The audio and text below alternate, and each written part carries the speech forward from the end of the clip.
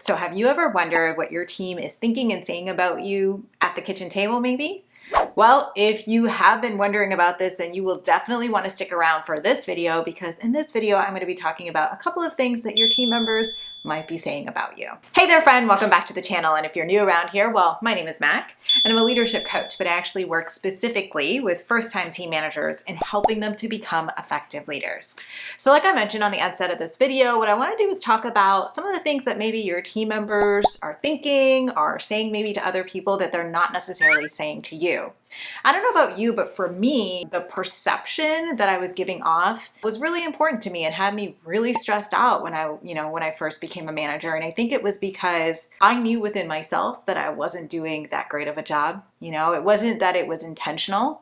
It was just that at the time I didn't have really the training, the resources, the support, or the guidance to do really well. And so I think within myself, I knew that. And I was constantly wondering, hey, I wonder what she's thinking of me. Hey, I wonder what so-and-so is thinking of me.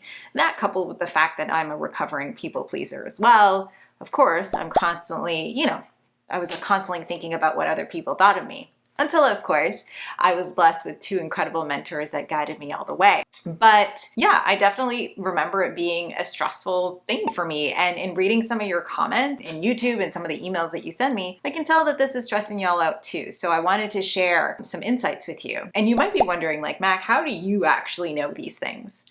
Well, as you already know, I have the privilege of training managers in various organizations across the globe. And in doing that, one of the things that I do is I actually send out a survey to find out how team members are feeling about the environment that they're in and how team members are feeling about leadership in general. And so I have an opportunity to take a peek into what people are actually thinking and saying. And so what I did was compiled some of those responses and put them into a couple of themes or buckets that I want to share with you in today's video. Okay, so number one that came up quite often is that they don't have a clue of what's expected of them, and so it frustrates them. So I can't say that I'm surprised that this came up quite a bit in the responses that we got back, because honestly, I've talked about this quite a bit on the channel, that people need to fully understand the expectations of their role in order to be successful. And so when we don't give that to them, it causes a lot of frustrations. And I think oftentimes we think that because someone has a job description that that's enough.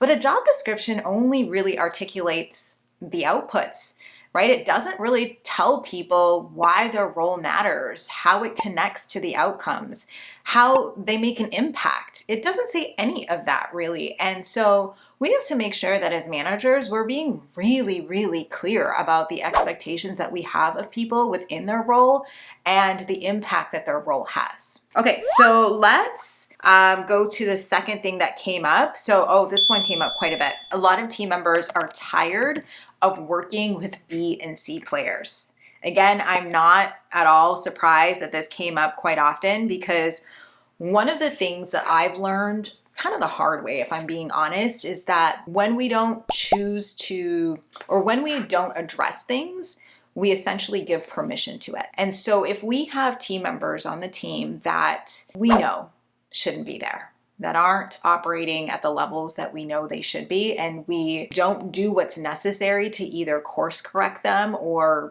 help them find something else that is better aligned with them, then we are causing the environment to be one where A players don't want to be a part of. I mean, think about it for you. I know you're a high performer. That's why you're watching this video today. Do you like being around people that are BNC players? Probably not, right? And the same thing goes for your team. They get super frustrated too when they look around and they're like, wait, so I have to do this work and I have pride in my work, but so-and-so doesn't seem to care and nobody else around here seems to care about this. So we got to be careful, or be cognizant, I should say, about the fact that we don't want to keep team members on the team that are toxic to the culture, or perhaps that aren't living up to the standards or expectations, because it does cause an issue for everybody else, and it is frustrating for many people. So number 3 is that they want you to give them back their monkeys. Now, I'm going to be honest and tell you that this didn't come up in the responses. Like, nobody actually said, hey, I want my manager to give me back my monkeys. But when Kaylee and I were analyzing the responses, we realized that in different ways people were saying this. Like, let me give you an example. They were saying things like, when I ask my manager for help, instead of helping me, they'll just take the thing back and do it instead of showing it to me. And then I got other responses like, I don't get development time with my manager.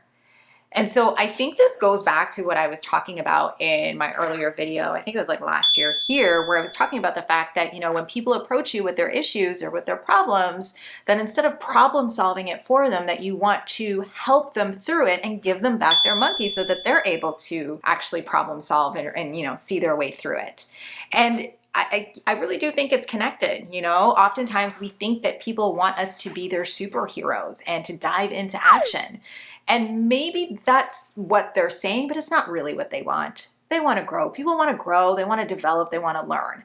And that's our responsibility to ensure that we're actually developing them and spending that time developing them. Instead of jumping into action and doing, we should be developing our people. So that's definitely one of the things that came up.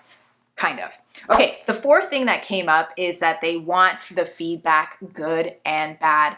This came up in so many of the responses, okay? And it was kind of connected to being unclear. So what I mean by that is so many people said that like they didn't know where they stood with their manager or where they stood with their performance until the year-end review, which is really sad and something that I do not believe in. I mean, I have my own thoughts about performance reviews, but we'll save that for another day. But like, I definitely do not believe that people should wait to hear from you whether or not they're hitting the mark or not until the end of the year. That is just far too late. That is a lot of anxiety because there's 11 other months in the year. So we want to be doing a much better job of letting people know in between and all the time how they're doing, whether that be giving them validation and commending them for their fine efforts or giving them some critical feedback that can help them to grow. We need to consistently be helping people understand where they are so that they don't have to wait until the end of the year to find out. That was pretty much it. Those were the 4 things that perhaps your team members are thinking about you and saying about you that they're not necessarily saying to your face that I think is super important to know for you. So I hope you found this video to be enjoyable, and if you did, do give it a thumbs up and hit the subscribe button as well so that you don't miss out on any other videos that I share on this platform every single week. Thank you so much for watching. It was fantastic being here with you, and I will definitely see you next week. Bye, my friend.